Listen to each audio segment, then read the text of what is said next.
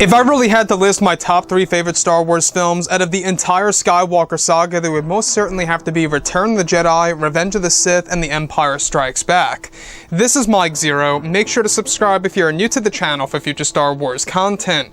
Now, one thing about the Skywalker saga is that we do know that George Lucas, who, by the way, wrote the entire prequel trilogy era, and he actually went through many different revisions of Revenge of the Sith, of course, Attack of the Clones, The Phantom Menace, etc., and say what you will about the prequels, but those films actually do have their moments within each and every single film, and that a lot of fans, I believe, tend to forget that. If you look at The Phantom Menace, yes, it is not a fan favorite per se. It's not the best Star Wars film out there, but it does have its moments like Darth Maul, Qui-Gon Jinn, Obi-Wan Kenobi, the big battle at the very end. And with The Rise of Skywalker now just around the corner, 1 month away from its official release, I wanted to go over the original ending of Star Wars Episode 1, The Phantom Menace, from the early drafts by George Lucas back in 1997. Now, specifically, what's really intriguing about all of this is that, of course, it's actually explained that back in 1977, when George Lucas was working very hard on the script for The Phantom Menace, which would serve as the beginning of the Skywalker saga, is that George went through many revisions for the ending of the film, especially for the characters of Obi-Wan, Darth Maul, and Liam Neeson's character, who was unnamed at the time. It's described that the original ending of the film, in one of the original and early drafts of the movie, was far different than how it is in its current state, and that originally both Obi-Wan and Qui-Gon Jinn were said to actually be a part of the film's ending in the early drafts of the current state, where the battle between Darth Maul, of course, Qui-Gon Jinn and Obi-Wan Kenobi on a completely different world, other than Naboo, where the battle took place outside, on a rocky world with tons of fog. Now, it's explained that in the original drafts, Qui-Gon was only referred to as Jinn later on in the writing process, and the full name was not finalized by George at this time.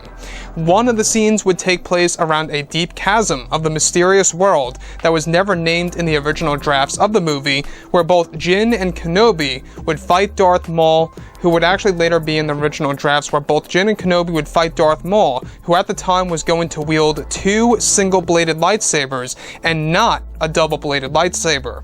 Darth Maul was said to have a different design during this version of the fight sequence, where he wore his hood over his head the entire time of the saber duel, where his face was always kept mysterious to both Kenobi and Jinn. As the fight progresses in the original and early drafts of the scripts, there was even a moment in which Darth Maul would lift both Jinn and Kenobi in mid-air, while force choking them, that would actually lead to a moment in which Kenobi is able to break free and throw his lightsaber back at Maul, just hitting Maul's shoulder, where this is said to make Darth Maul frustrated and fight faster against Jinn and Kenobi. Now, one of the scenes was said to even involve a segment in which Maul would actually injure Kenobi by striking both of his legs, causing Kenobi to fall down on the ground, becoming defenseless where Maul was about to strike down Kenobi. This could be what inspired the moment where Dooku would do this something similar in a sense to Kenobi later on in the prequel trilogy.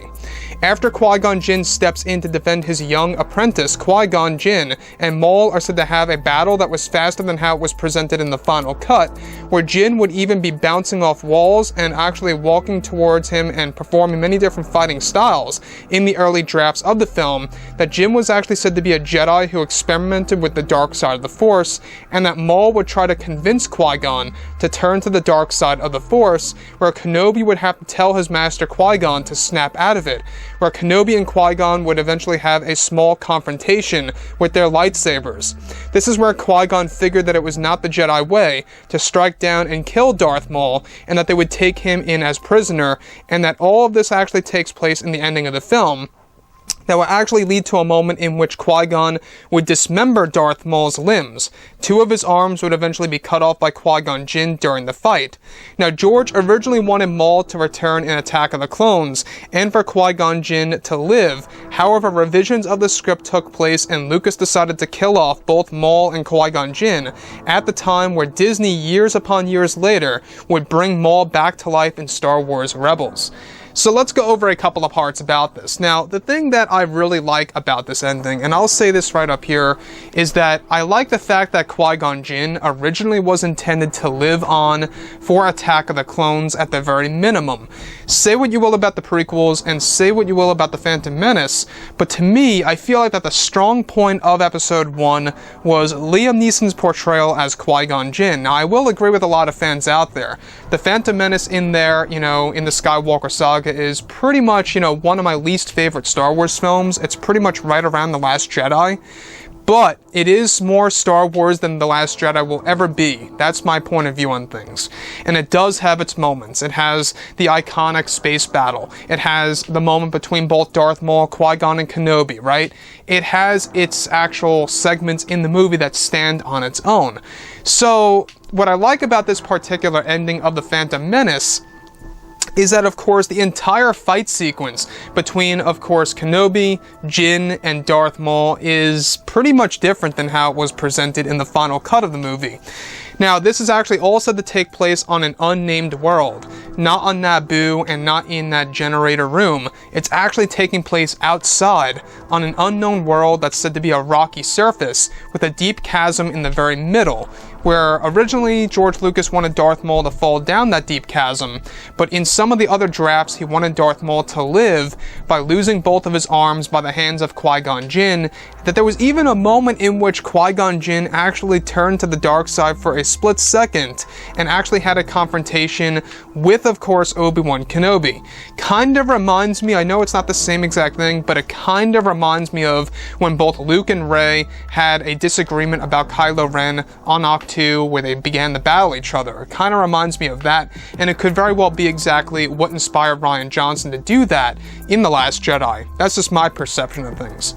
So, with that being said, the other piece that I do want to go over here that I feel is actually a very good thing that they actually cut out of this movie is letting Darth Maul live. I don't know about you guys, but I think that Darth Maul's death, or supposed death at the time, was actually quite iconic and quite a great way to end Episode 1, The Phantom Menace, by slicing him in half, leaving the fans wondering who the next apprentice is going to be for Darth Sidious, and that actually ends up being Count Dooku. So you can only imagine how different things would have actually been if George Lucas stuck with the original drafts, where you would have Darth Maul alive and well in Attack of the Clones. There would be no Count Dooku, most likely. They most likely would have killed Maul off in Attack of the Clones, and then only have Dooku appear in, of course, Revenge of the Sith. So you could see how a lot of things would have changed and would have been shifted around if George had actually decided to stick with this 1997 early draft of course, The Phantom Menace. The thing that I also feel that's good that he left out was Qui-Gon Jinn tapping into the dark side of the Force. That to me doesn't sound like Qui-Gon. Yes, I know that he doesn't really abide by all of the Jedi rules of the Order and the Council. That is a given in The Phantom Menace, but the fact that he actually taps into the dark side, I can't imagine it. I just can't. By Qui-Gon Jinn, portrayed by Liam Neeson, to me, it just visually would not work, and it was a really good decision that George ended up actually killing off Qui-Gon Jinn, because he would actually not actually be able to bring that decision into play here. Although I do feel that him actually surviving would have been an excellent choice to have Liam Neeson as a Jedi Master once more in Attack of the Clones, to have more scenes with adult Anakin Skywalker would have been absolutely beautiful. You can only imagine what it would have been like to have Hayden Christensen acting with Liam Neeson. I mean, possibilities are endless. And that's what I like about Star Wars, especially, everything related to the early drafts and original concepts and all these different ideas that George had for the prequels. He even, for Revenge of the Sith, in case you guys did not know, George Lucas originally wanted to explore Han Solo's early childhood, and that his childhood would take place on the world of Kashyyyk with the Wookiees, hence why Han Solo knew how to speak, the Wookiee language. And that would have made a lot of sense, and I think that, it would have been very different than what we got in Solo: A Star Wars Story. So with that being said, I will say, guys, I'm very excited the fact that, we are now just 1 month away from episode 9. Still am very concerned about how it's all going to turn out, but nonetheless, very excited as a Star Wars fan overall. Anyways, guys, drop a comment below. Let me know what you think about all of this in the comments, and if you guys did enjoy the content for today, do make sure to drop a thumbs up on this video to support the channel. I thank you all so very much for the kind support, and I'll catch you guys next time.